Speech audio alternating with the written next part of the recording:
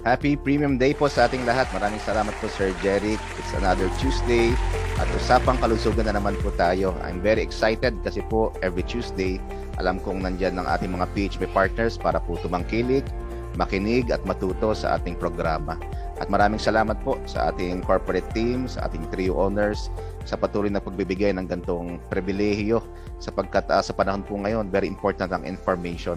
Sa panahon ng misinformation, disinformation, ay pagdating po sa kalusugan, hindi po pwedeng patsambahan no? Although, ang aking laging sinasabi po, ang ating counting disclaimer, kailangan pa rin nyo magpunta sa inyong trusted doctor or physician kung kailangan po ninyo ng medical emergency na treatment.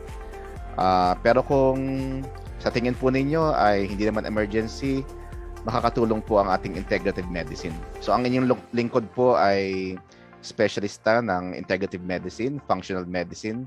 I'm also a medical doctor, pero ang ating pong practice talaga, medyo may mixture talaga ng alternative medicine, traditional Chinese medicine.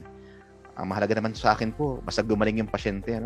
Minsan po, kahit iba-ibang pamamaraan, tinatangkilik natin yan. So, medyo mahaba po itong ating topic, detalyado, pero we will try to paikliin at pasimplihin. At you can screenshot yung ating mga PowerPoint, sa gayon ay pwede nyo i-review.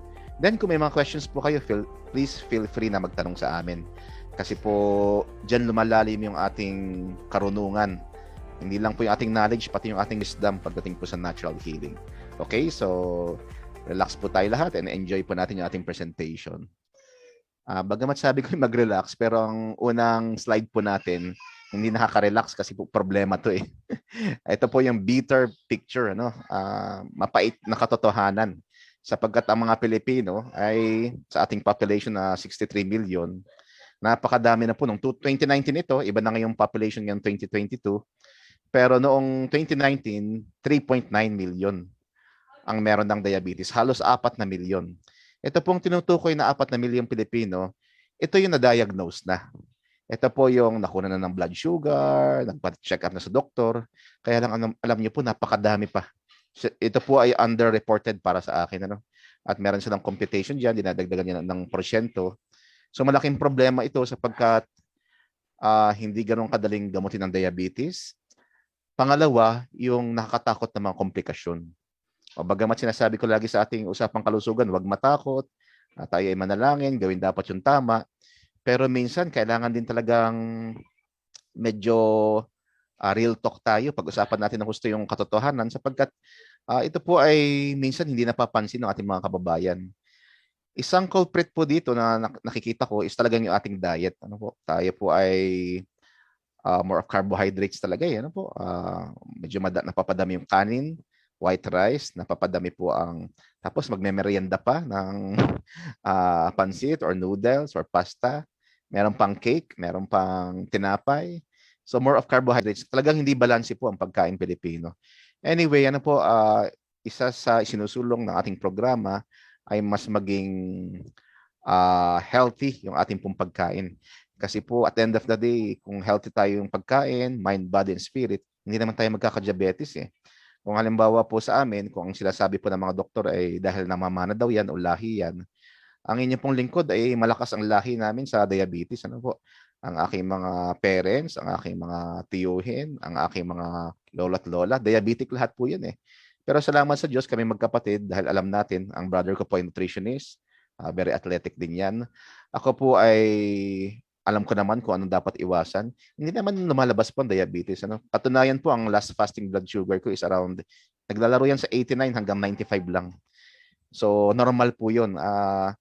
Basta meron tayong kaalaman at alam natin kung paano siya isa sa buhay o ating pong gagampanan. Okay? Ito naman, bitter na naman. Bagamat ang gamot sa diabetes ay mapapait, pero mapapait din yung katotohanan. Pagdating ng 2030, magiging 5.2 million na siya ang may diabetes. Pagdating ng 2045, magiging 7.2 million na. So ano pong ibig sabihin nito? We just read between the lines. Ating tignan yung projection. I understand and I appreciate na napakaganda ng medisina. Nandiyan yung ating insulin, mga effective na mga gamot sa diabetes. Ang gaganda ng mga test, kasama yung mga hemoglobin A1C, ito po mga brachial index na kung saan tinitignan din po yung blood flow, yung na-check din natin yung mga posibleng komplikasyon ng diabetes, kagaya sa mata, sa kidney, sa puso, sa lapot ng dugo. That's very good. Ano? Highly advanced ang medisina. At ang gagaling din ng ating mga endocrinologists. Ano po? Ang mga specialista po kasi sa diabetes, ang tawag natin dyan, endocrinologists. Pwede rin po yung ating mga internal medicine doctor. Pero ano po lumalabas? Ano po ang projection? Lumalabas po na padami ng padami pa. Dadami at dadami pa ang may diabetes. So maaring sa ganang sa aking opinion, baka kulang tayo sa prevention, baka kulang ang pagiging aggressive pagdating po sa prevention ng sakit na ito. Kaya po itong ating usapang kalusugan every Tuesday, ito po ay nagiging makabuluhan kung maiiwasan nating maging diabetic ang ating pamilya, ang ating mga magulang, ang ating mga kapatid, at higit sa lahat po yung ating mga anak na ngayon po kasi padami na rin yung juvenile diabetes na kung saan yung mga bata ay dumadami din po ang mga diabetic na rin. So tignan po natin yan kasi po ito ay problema at alam natin na kapag dumadami ang sakit, dumadami ang komplikasyon, malaking gastos po yan. Ano? So again, tapos na po yung ating eleksyon pero tayo ay patuloy na nangangampanya. Tayo po ay nangangampanya tungkol sa prevention, sa pag-iingat, sa tamang pagkain, sa tamang lifestyle, at sa pag-inom ng mga natural, organic, at effective na mga food supplements at natural medicine. So, medyo disturbing po ang statistics na yan. Ayoko kayong tinatakot. Sabi ko kanina, mag-relax lang tayo. Pero yan po ay real talk. Yan ay katotohanan. And hopefully, hindi tayo mapabilang sa statistics na yan. Sapagkat wala naman talaga nagsisi sa una. Laging sa huli. Aminado po tayo dyan as a doctor, as a Filipino doctor, may failure po ang medisina. Nagiging failure tayo pagdating sa prevention. Ano? Kaya po ito, padami ng padami ang may diabetes pa rin. Kasi kung effective ang prevention natin, effective ang ating preventive medicine, edi dapat bumababa po yung cases. Ano? Mabuti pa yung COVID, bumababa yung cases. Ano? Ang diabetes po, hindi yan. Never yan bumaba. So, ang magagawa natin, either pabagalin natin, o hopefully po, hindi talaga madagdagan. Okay? Alam na natin kung paano mag-diagnose ng diabetes. Simple lang, ano po? Ang i-reiterate ko dito at akin pong i-highlight, dapat po merong 2 separate occasions.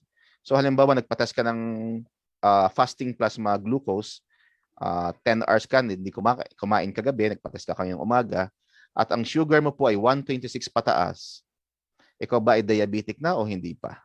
Halimbawa, ngayon ka lang po nagpa-test. Ang sagot po doon, hindi pa. Kasi po ang nakalagay dito, 2 separate occasions. Ano? Mas maganda po dito, lifestyle change muna, counting exercise, tapos pa-check ka ulit after 2 or 4 weeks. Usually po, ginagawa ko po 4 weeks para po may pagkakataon ang pasyente na makapagbago ng lifestyle, may pagkakataon na siya ay makapag-adjust. So after 4 weeks, 1 month, check po ulit natin yung fasting blood sugar niya. Kapag po yan ay 126 pa rin pataas, 130, 150, ayan, diabetic na po kayo niyan. Pero doesn't mean, para sa akin po, doesn't mean na diabetic ka ngayon, ay habang buhay ka ng diabetic. Ito po ay pinag-uusapan lang natin yung diagnosis. Ang hemoglobin A1C, yung sugar na nakadikit sa dugo natin, pag 6.5% or higher, sa dalawang separate occasions, diabetes na rin po yan.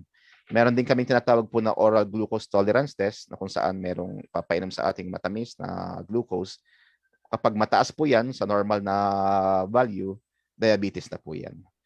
Okay? So, hindi po madadiagnose ang diabetes sa simptomas lang, kagaya ng parating uhaw, ihi ng ihi.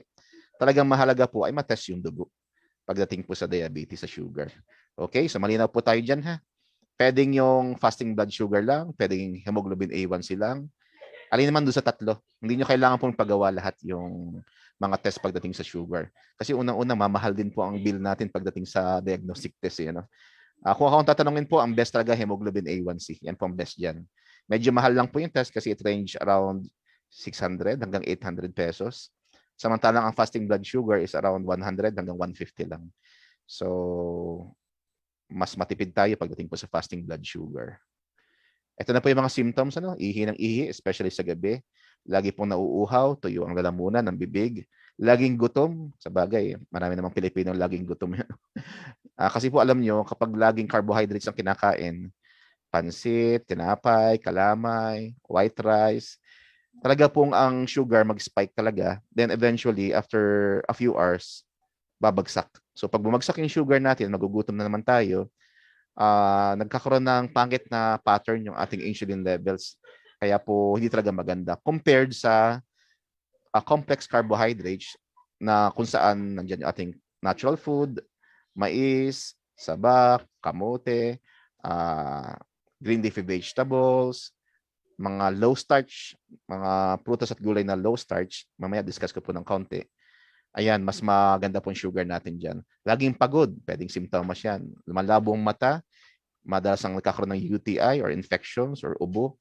Erectile dysfunction sa lalaki. Naku, yan po yung nakakalungkot. Marami akong pasyente na as early as 45 hanggang 50, nagkakaroon na po ng erectile dysfunction.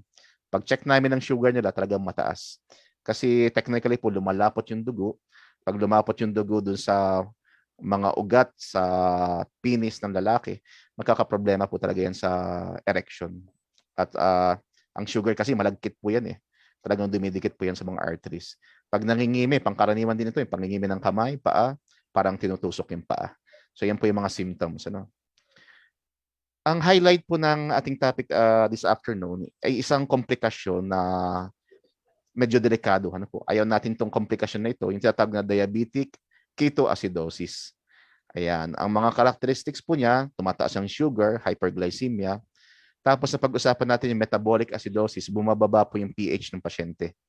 Ano nga po ang normal na pH ng ating natin sa dugo? 7.35 hanggang 7.45. So kung 7.35 pababa at mababa yung pH, metabolic acidosis na yon. Pag-check po sa ihi, glucosuria, meron po nakikitang asukal sa ihi. Nakikita po yan sa ating simpleng urinalysis. Pati po yung ketones, yung mga protein na yan, nagkakaroon ng ketonuria at saka po ketone sa dugo. So more of mga laboratory test po ang makapag-decide kung ang pasyente po ay may diabetic ketoacidosis.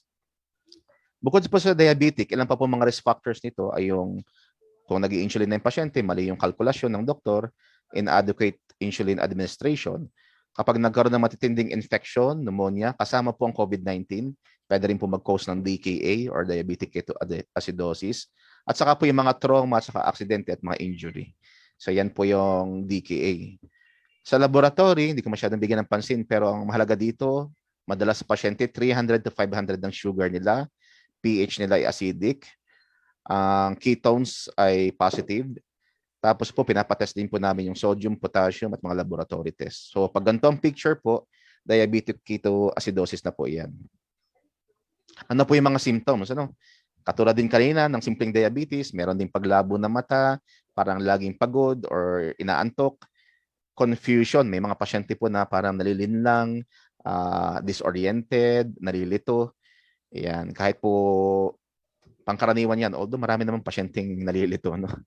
Stomach pain, sumasakit ang sikmura, blood sugar, talaga mataas po yan. Saka meron po silang uhaw na uhaw sila at saka yung kanilang hininga ay medyo amoy matamis.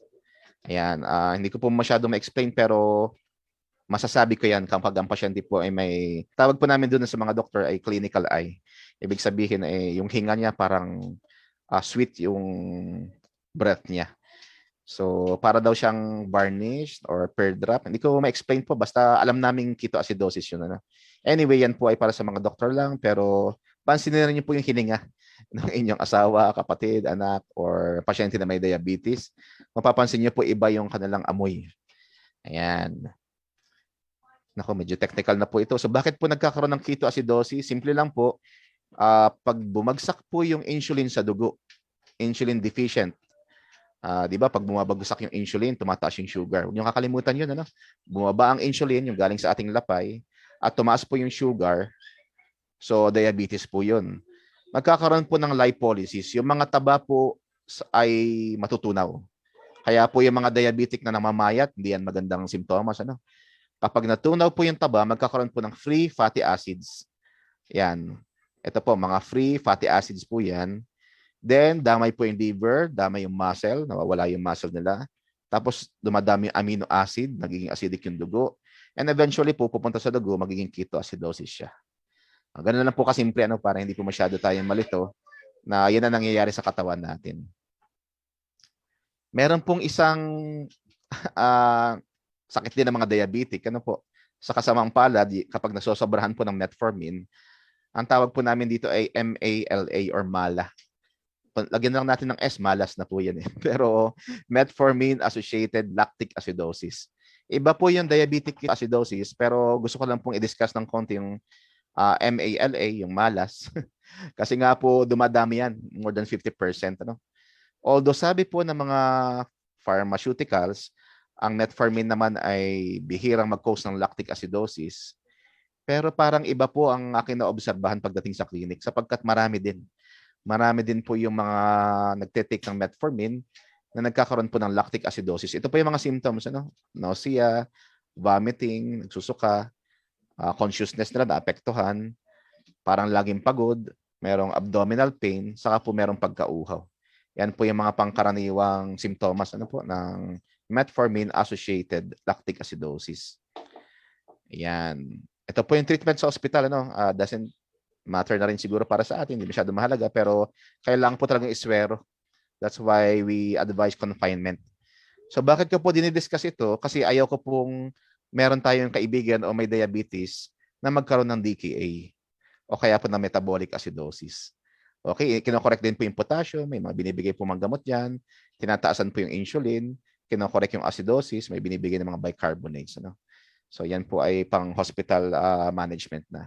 Ito po ang gusto kong i-highlight. Ano? Dito po tayo magbigay ng pansin. Evidence-based. Ibig sabihin po, ayon sa mga pag-aaral, may ebidensya, paulit-ulit na pinag-aaralan, sinasabi po nila na ang alkaline diet prevents, pwede pong iwasan.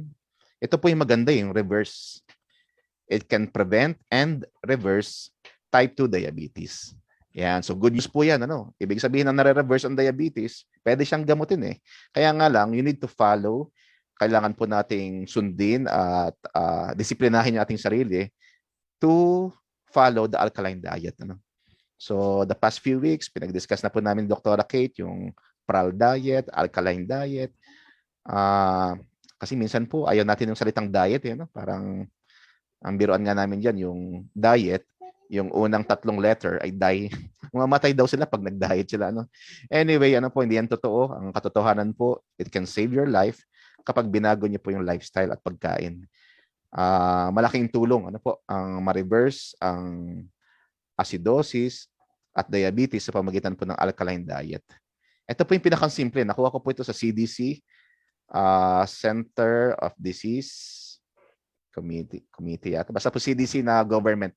Yan po ay pang worldwide na organisasyon na sinasabi, kailangan kalahati po ng ating plato ay non-starchy vegetables, kagaya po ng, ito, broccoli po ito, cauliflower, some beans, maraming protina yan.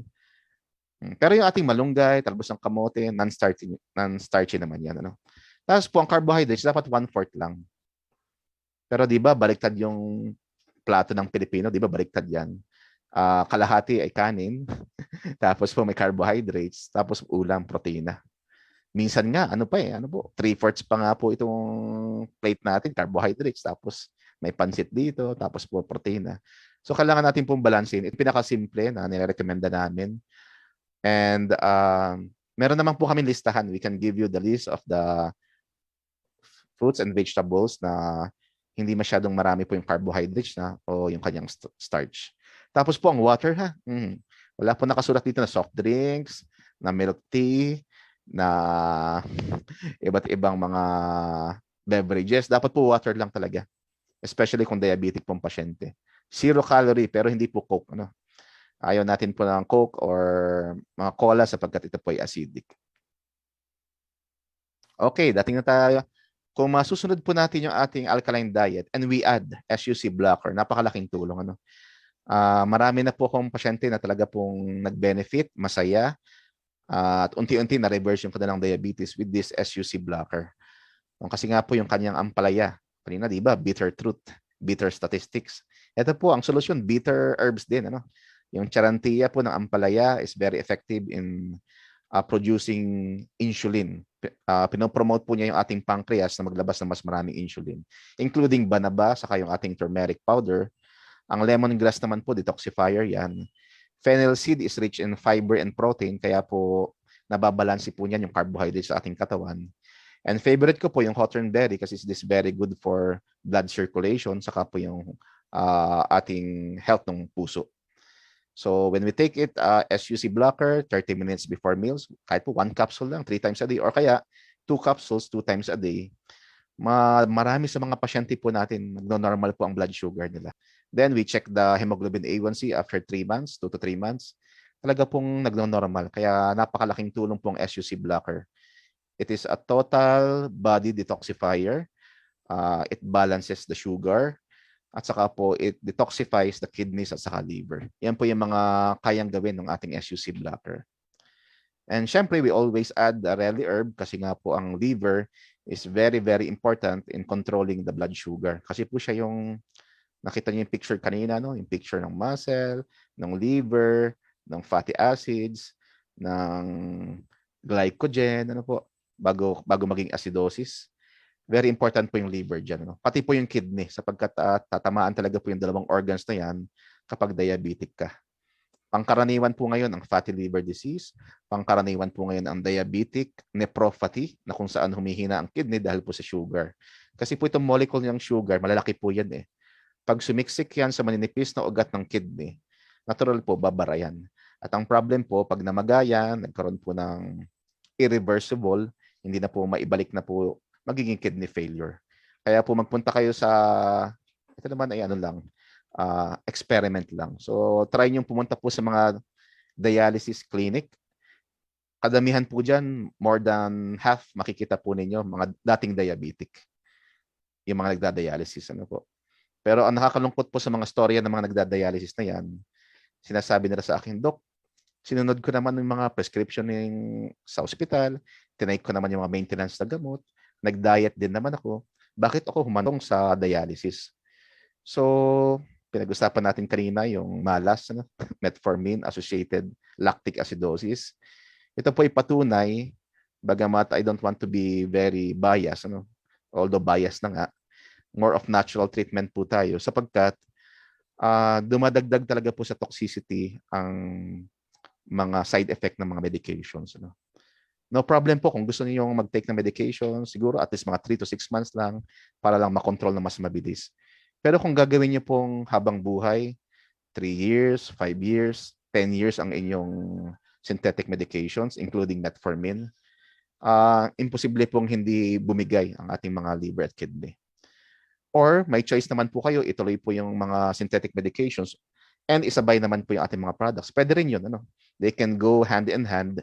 Hindi naman kailangan pong isang modality na lang ng medicine ang ating pipiliin. Kung ano nag-work po sa atin, ito pong programa natin ay simple lang na nagbibigay tayo ng choices sa ating mga pasyente. Sapagkat sabi ko kanina sa simula ng ating slides, there is a failure of medicine pagdating po sa prevention. Kasi padami ng padami. Ang mga anak natin, apo natin, baka maging diabetic lahat yung mga yan. Kapag hindi natin ikinampanya itong prevention. So samahan niyo po ako, mga PHP partners, para patuloy nating gawing kilusan. Parang ano siya, parang politika pa rin. Biro lang po. Ibig ko sabihin po, yung movement na dapat po tayo ay, yung analogy ko po dati, para tayong insurance agents, na makulit, na very aggressive. Kasi alam natin na makakatulong yung ating mga produkto. Okay? And syempre, yung pinagkakaguluhan na 45 plus, na pati ako naubusan. Okay lang po. Anyway, I can wait naman. Kaya nga lang, may mga pasyente talaga po ako naghahanap din. Alam niyo po sa clinic, yan ang number 1 kong stress eh. Yung hinahanapan ako ng mga pasyente ko na mga supplements, pero wala akong stock. Pero I understand kasi po, we need to give way sa ating mga PHP partners na nasa Cubao na, nauna na. Hindi kasi ako nakapag-down pa eh, kaya po, Anyway, ano po ibig sabihin nito? Very warm ang pag-welcome natin sa 45 plus. Kasi nga po, yung mga nakasimulang makapag-take ay talagang nakaramdam ng benepisyo. Wala pa po akong nabigyan. Medyo marami na rin akong pasyente nabigyan yan. Wala pa akong nabigyan na wala silang naramdaman. Lalo na yung mga matitinding healing crisis, wala din po akong nakita niyan. Ang common po sa kanila, gumanda yung pakiramdam nila. Gumanda yung tulog, nawala yung acidity, nawala yung pain nila. Alam niyo po, pinagtataka ko ngayon, ito ay atin-atin lang, dumadami po ngayon yung mga frozen shoulders. Yung po sumasakit yung mga balikat. Ano? Kayo ba, may nararamdaman ba kayong mga ganyan? I don't know, ano po, hindi ko malaman kung anong saan galing yan. Pero isa po sa magbe-benefit po talaga, yung 45 plus. Malaking tulong po yan para mawala yung mga body pains natin sapagkat acid po yan eh. Yung nasa ugat natin, sa muscle natin, that's lactic acidosis. Kaya nare-reverse po ng ating 45 plus. Marami ako nakikitang pasyenteng nag-improve yung kanilang bowel movement, nawala yung kanilang kabag, they feel energy, ano pa ba? Pero alam niyo po, kulang pa rin yung aking observation kasi halos sabay-sabay lang naman po tayo mga PHP partners na nagdi-distribute nito. Pero kung anong nararanasan ng mga clients ninyo, mga pasyente ninyo, halos ganun din ang nararanasan natin. So ibig sabihin, this really works. Talaga pong ito ay effective. Ang nakakatawa po dito, may mga ilang nagtatanong sa akin na baka daw naman sobrang mahal. Eh sabi ko, hulaan nila kung magkano yung price niya. Ano ba? Sabi nila mga 1.5 hanggang 1.8 daw. Sabi, hindi naman. Ano?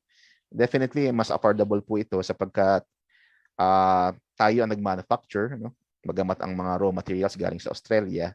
Pero malaking bagay po na tayo ang nag-manufacture, mababawasan talaga po yung price. Especially kung magjo-join kayo as a PHP member, malaki po ang inyong matitipid. Okay? So this ends my presentation. Marami tayong dapat pag-usapan sa diabetes pero baka mag-part 2 at part 3 po kami. Ano? Sapagkat ang daming complication, yan ang ating tatalakayin. Baka mamaya meron ng mga complications ang inyong mga mahal sa buhay, hindi nyo pa alam. Eh kung ito pong programang ito ay may matutunan kayo at mapaprevent natin po yung mga complications na yan po ay lubos kong pinagpapasalamat at binabalik natin ang ating papuri sa ating Panginoon sa pamagitan po ng programang ito. So, tapos na po ako. Ang next speaker po natin is Dr. Kate Ablipias.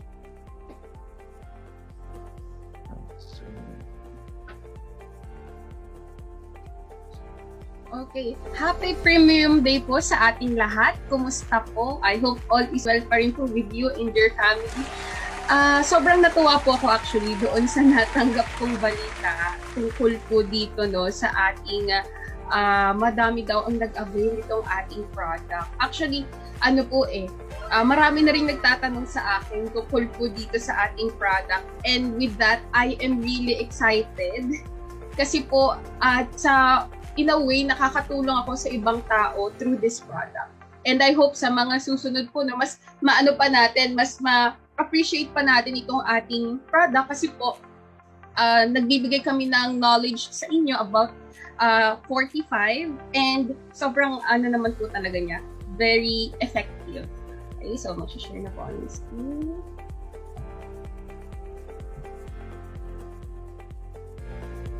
Okay, so ang aking pong i-discuss po ngayon is about the yeast formation na nakikita ko po sa aking machine na nutritional microscopy at kung ano po yung connection nito with regards po sa diabetes na na-discuss po ni Doc kanina. Okay? So ipapakita ko po muna yung itsura ng yeast formations, yeast formation under the microscope. So kung mapapansin niyo po, ang yeast formation po parang siyang bilog na maliliit, budding formation po ang tawag din natin dyan. At actually, hindi siya ganun kadali mahanap sa microscope.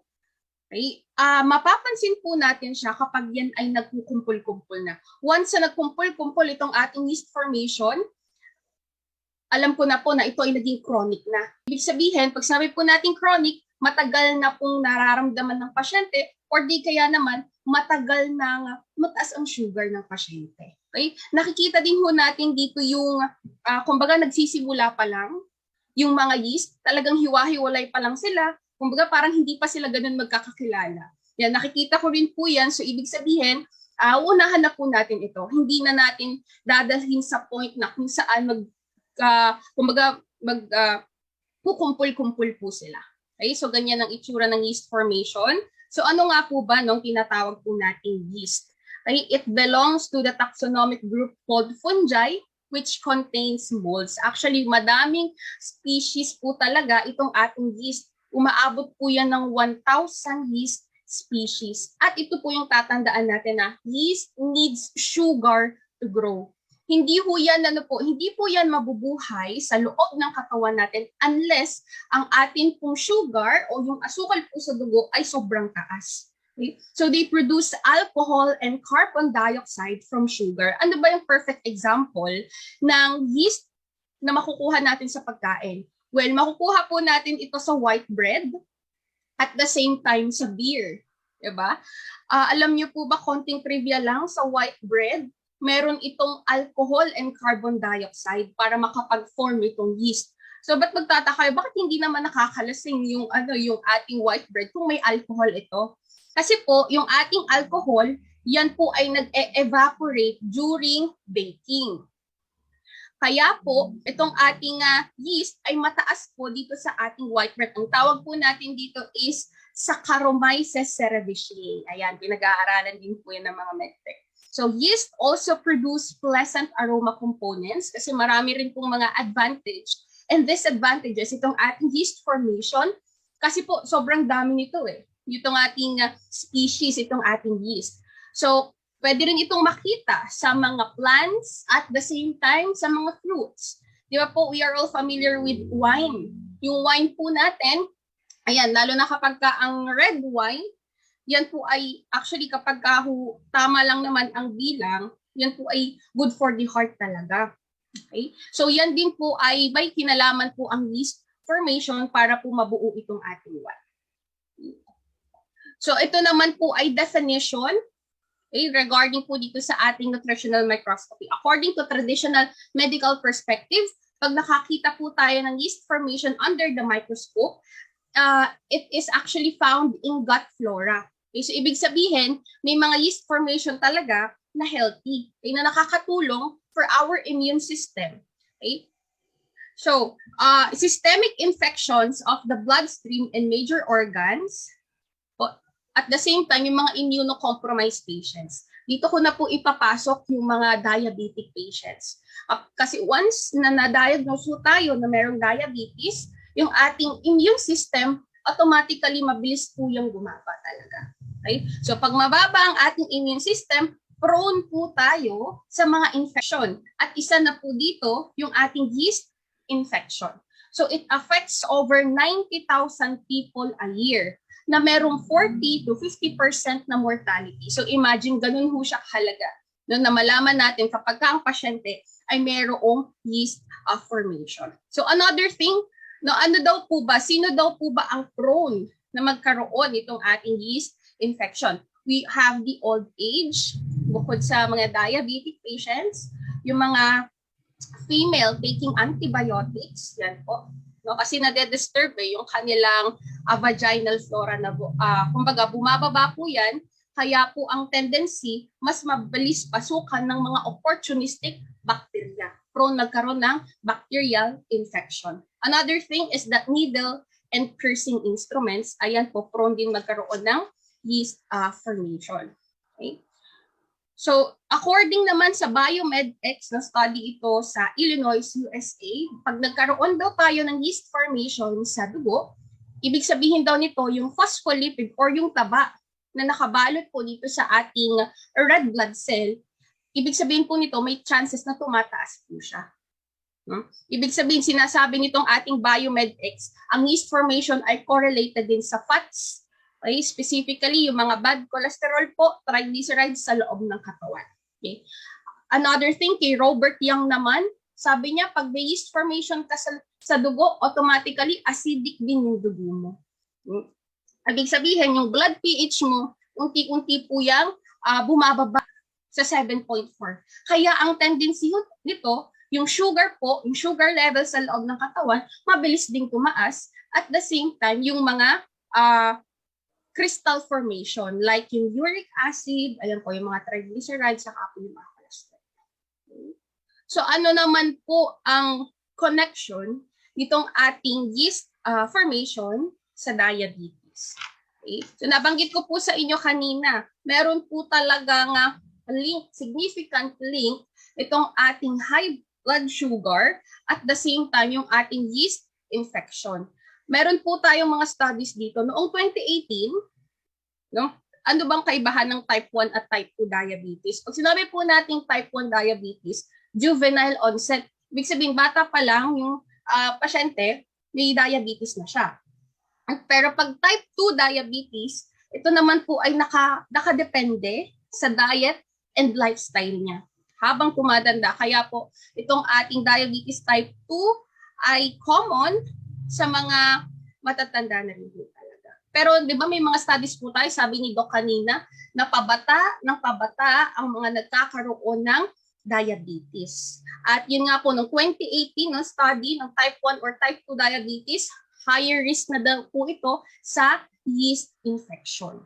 Meron pa pong isa noong 2019. Noong 2019 daw po, may studies din po tayo dito na kapag ka daw po ang pasyente na may diabetes, lalo na kapag ka ito ay babae, no, 50% has 40 to 50%, malaki ang chance na magkakaroon din po siya ng yeast infection. So yan, marami na rin po tayong mga studies regarding dito. That's why, kailangan na rin nating maging aware at maalarma po dito. So ano daw po ba, no, yung mga, mamaya ipapakita ko po sa inyo yung mga ways or mga klase ng mga pagkain na makakatulong para po mas makontrol din natin itong ating sugar. Pagdating po sa mga mild yeast infection, dito po natin, kumbaga, mas mauunahan natin ito. Nakikita ko po yun sa microscope, nabanggit ko sa inyo kanina, kapag yung yeast, hindi pa siya ganun kakumpol-kumpol.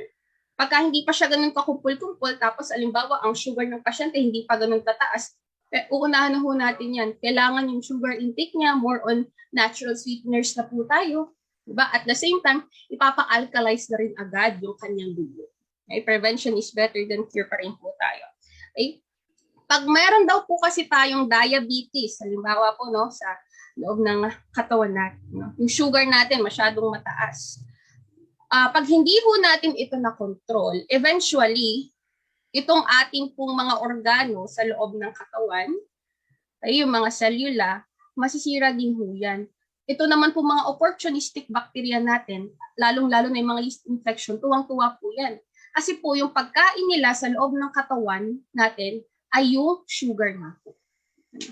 So, ibig sabihin, kapag mataas po yung levels of sugar sa blood, mataas din po ang levels of sugar sa ihi, okay, sa saliva or sa laway, at the same time ay sa sweat. Okay. So, ang ginagawa po natin dito, may mga medtech din po, no, sa mga medtech, marami pong mga tests na ginagawa para po malaman natin kung ang pasyente po ba ay mataas ang sugar or kaya may yeast infection. Okay. So, isa na nga po dito, yung titingnan din ho natin sa microscope yung itsura po ng yeast, or di kaya naman kukunan nga po ng dugo yung pasyente. Specifically, yung fasting blood sugar or yung hemoglobin A1C. Paano natin malalaman yung mga signs and symptoms kapag may diabetes? Yun nga po, pagka palagi tayong gutom, palaging uhaw, tapos ihi ng ihi. May isa pa daw pong factor kapag daw nakakaramdam tayo ng dry mouth, which helps the yeast take hold. Bakit daw po? Kasi itong mga yeast na ito, kahit yung sugar natin nandito sa saliva, so ano pa yung ibang signs and symptoms kapag tayo ay may tinatawag na oral thrush? Unang-una, syempre nananakit daw po yung ating mouth at saka po yung ating throat. Pangalawa, may white patches daw sa ating tongue, sa cheeks, at the same time sa palate, sa roof ng ating mouth. Okay, the third one is kapag may redness or bleeding sa loob ng ating mouth. May times din na kapag iba yung panlasa natin, or minsan nga po, wala ng panlasa. At last is, yung nagka-crack po yung ating lips. Okay, yan po ay sign din kapag tayo may oral thrush. Pero again, ito po ay signs and symptoms pa lang. Ibig sabihin po, kailangan pa po mag-undergo ng mga test bago po natin ma-diagnose na ang pasyente ay dahil meron pong ganito. Pero pinapaliwanag ko po sa inyo na ito po ay connected pa rin sa diabetes. Okay? So, ito po yung halimbawa ng mga pagkain na makakatulong para po sa mga diabetic patient, yung mga tinatawag po nating power foods. We have the asparagus, blueberries, grapefruit, beans, the broccoli, carrots, fish, specifically yung mga oily fish, tuna, salmon, mackerel, kasama po yan. We have the cranberries, apple. Kung mapapansin po ninyo, no, yung mga pagkain pong nandyan, yan po ay na-discuss na natin ng mga nasa unahan. Yung mga una-una po nating discussion. So, ibig sabihin, yung mga pagkain pong yun ay nakakatulong din pala para pang-prevent ng diabetes. Kasi po, napapansin nyo po, bukod dito sa dark green leafy vegetable, mga broccoli din, halimbawa, saka po mga prutas, may mga yogurt, pansin nyo po, may mga probiotics din. So, ibig sabihin, yung mga probiotics pong yan ay tumutulong din pampababa ng sugar sa loob ng katawan. Kaya po tuwang-tuwa rin po ako dito sa 45 plus kasi bukod po dito sa mga 20 vegetables and fruits, meron din po yung, kung titingnan nyo po yung ingredients niya, meron po yung probiotics and prebiotics na makakatulong po again sa pagbaba po ng ating blood sugar. Okay? Kaya po, again, ako po ay natutuwa sa balitang yon. Kanina ko lang din actually nalaman yun. And mas naging excited ako nung nalaman ko po yun. Kasi po, na-correlate din ho natin itong ating 45 plus, specifically nga po sa ating yeast formation, kasi po unang-una nagiging acidic din muna ang dugo bago po biglang taas din itong ating sugar. So ibig sabihin, nahihirapan na itong ating mga organs sa loob ng katawan na kontrolin itong ating sugar levels. That's why itong ating 45 plus ay makakatulong pampabalanse po nito. Okay. So yun lang po. And thank you.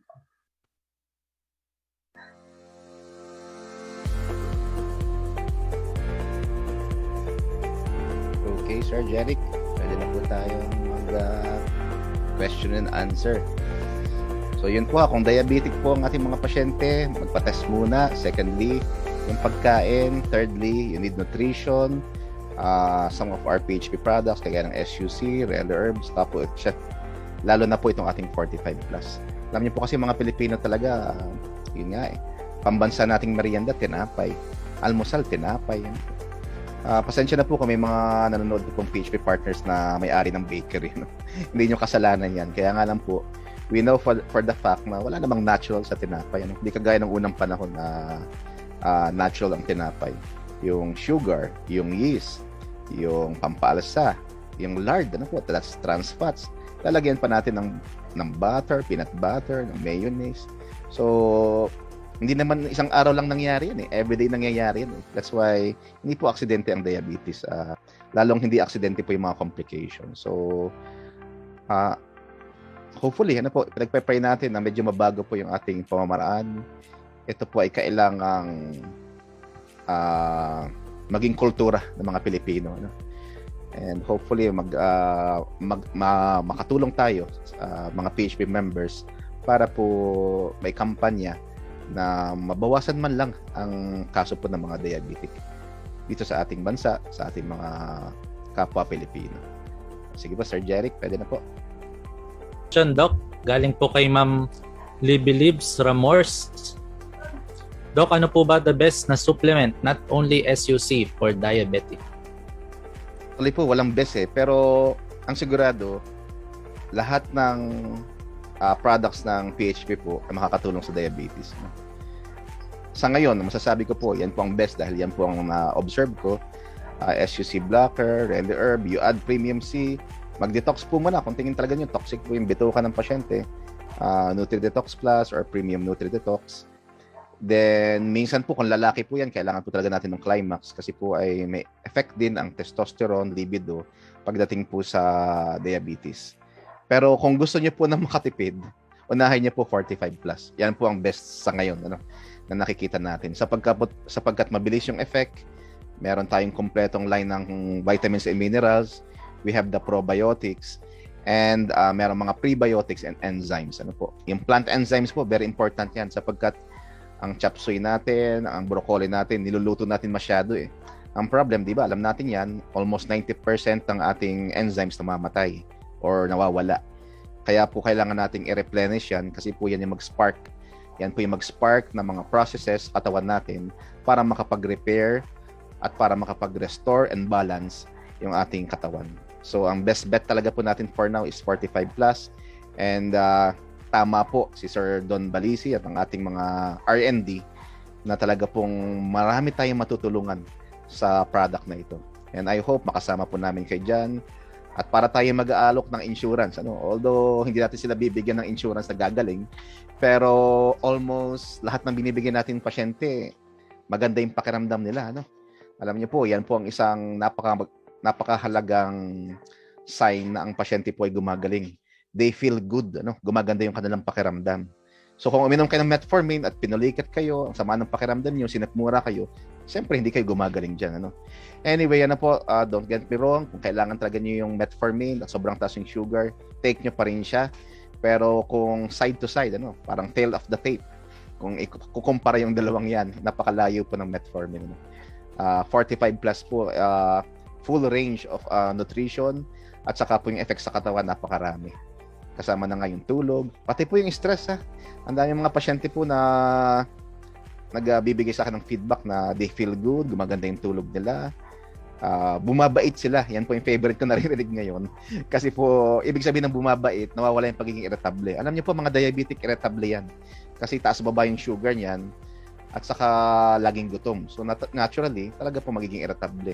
Pero pag napapansin namin bumabait yung pasyente dahil po sa 45 plus, that means unti-unti po nababalance yung sugar and they feel good sa kanilang nararamdaman. Okay? Thank you, ma'am. Thank you po sa inyong question. Okay, Doc. Thank you so much. Next question po galing kay Ma'am Jing Segovia. Ang 45 plus ba, Doc, pwede ba to sa mga bata na may asthma at sa tuberculosis? Hindi po pwede, hindi pwede. Pwede. Yan. Kasi po, alam niyo po, bata talaga, hindi naman kumakain ng prutas at gulay. Pero I highly recommend, as little as 30 ml. Pwedeng 2 or 3 times a day. Malaking tulong na po yan sa ating mga anak, sa ating mga apo, kung kayo may mga apo na. Sapagkat ang asthma ay acidosis din. Ang skin problems ay acidosis din. Ang pang problema sa bata, yung hyperreactivity nila, yung pagiging hyper nila, acidosis din po yan. Kasi di ba sugar ang pangkaraniwang kinakain ng mga bata. So to balance it at saka ma-restore yan, we really need 45 plus. Cost effectiveness, ibig sabihin po yung presyo niya.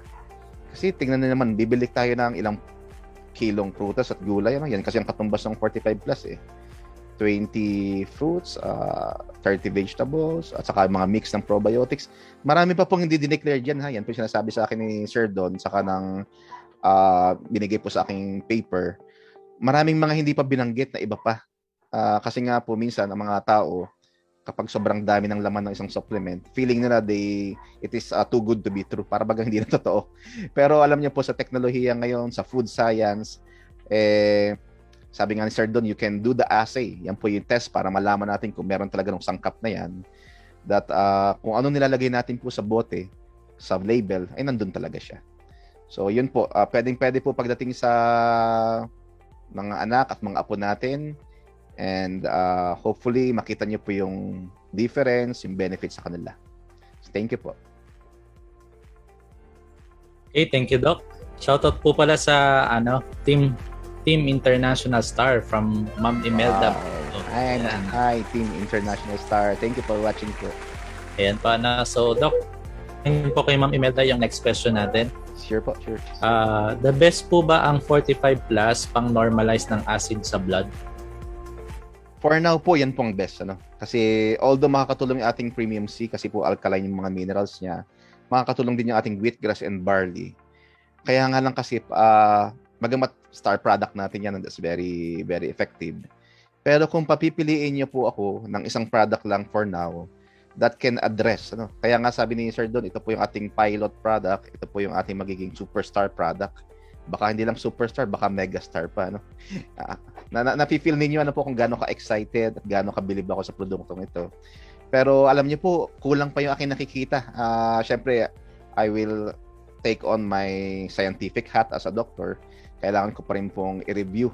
At plano ko nga pong gumawa ng mga studies din para kahit pa paano po yung mga PHP members natin ay tumaas lalo yung confidence. Pero alam ko po, you will be overwhelmed talaga sa mga testimony. That's a fact. At hindi naman natin kailangang kalimutan yung ibang products natin, no? Effective pa rin sila. Sa tingin ko po, when it comes with combination, mas maganda pa rin. Pero kung ang pag-uusapan medyo masakit sa bulsa or kulang ang budget, you choose one, that's 45 plus. Ano? You add sa acidity ng blood, you add premium C with grass and barley kung may budget pa. Tapos kung may mga complications na kagaya po ng kidney, liver, you add relay herbs saka yung SUC blocker natin. Ayan. Pero again, kung talaga pong gusto niyo magtipid, pinakang makakatipid kayo at panalo kayo pagdating po sa cost effectiveness ng 45 plus. So thank you po. Okay, Doc. Additional question po galing kay Ma'am Imelda. Ano po, Doc, ang tamang dosage para sa mga kids kung iinom ng 45 plus?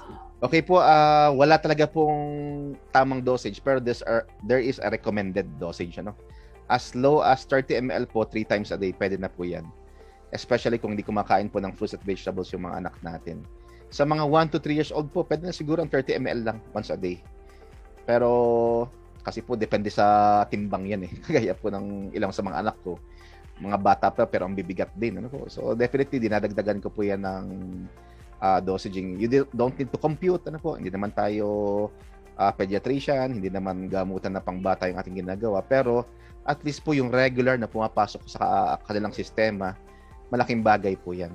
Sapagkat it spells the difference pagdating sa immune system, magiging protected po sila sa yeast formation, hyperreactivity, better ang kanilang memory, better marahil ang kanilang emotions din. Di ba? Mga bata po ngayon, ano yan? Ang galing mag-tantrums, iyak ng iyak, minsan yung emotional health din nila. Sometimes memory po, nagkaka-problem na yun.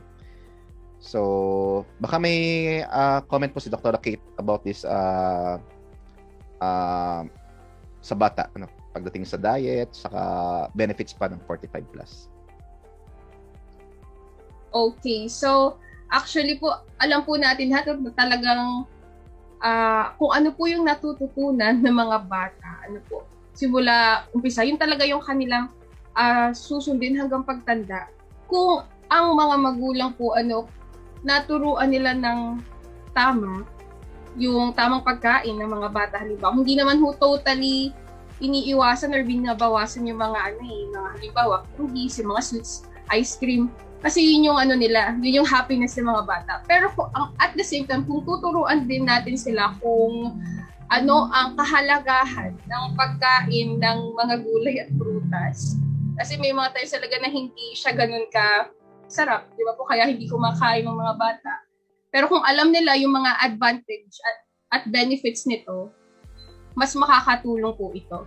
Kasi po yung ating 45 plus, nabanggit natin, na marami itong fruits and vegetables. Ang advantage naman po nito, halimbawa, ang malunggay. Merong malunggay po itong ating 45 plus. So kahit hindi everyday, yun ang ating ulam ng ating mga anak, pero yung nutrition na makukuha natin dito, ay nakukuha pa rin yung mga benefits or yung vitamins at iron, nakukuha pa rin ng mga anak po natin.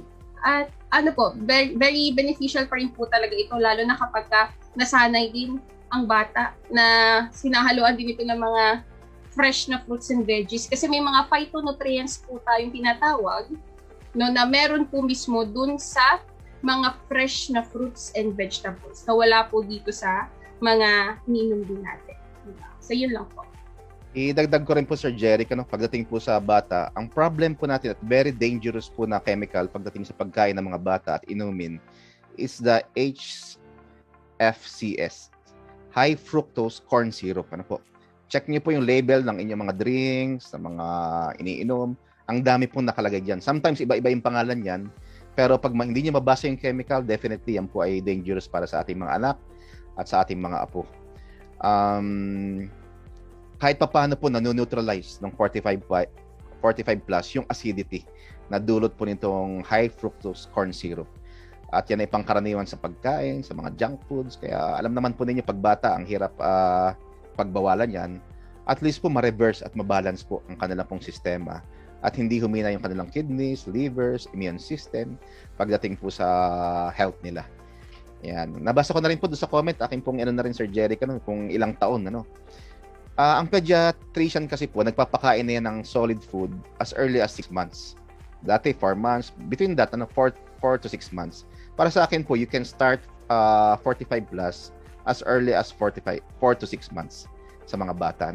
Kasi kumakain na po yun ng solid food, ng prutas, ng gulay. Parang yung anak ko dati po, as early as 4 months, kumakain na ng katas ng ampalaya yan. Saka, kaya nga lang, hindi ko na mapakain ngayon. Pero at least yung 45 plus is very good pagdating sa kanila. Thank you po. Maraming salamat sa inyong question. Okay, Doc. Thank you so much. And Dr. Akit. Next question po galing kay Ma'am Luz Viminda Pascual. Doc, refer ko sana ang status ng pamangkin ko na nag-dialysis siya. Ano ba pwede maibigay sa kanya na product? Okay, sige po. Pagdating sa dialysis, we cannot promise kasi unang-una po, hindi ko pa na-check. Pero you can send me the blood test. At saka po kung anong diagnosis, kung may medical certificate, padala niyo po sa akin yan.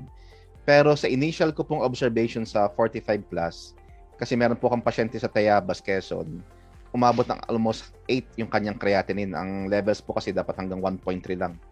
Around 0.6, 0.3, basta hanggang 1.3 lang. Sa kanya, 8. Ang ginawa ko that time, marami akong stock ng 45 plus, binigyan ko po siya ng 1 bottle per day. Pero you can elevate the dosage kung nagda-dialysis na ng hanggang 1 bottle 3 times a day.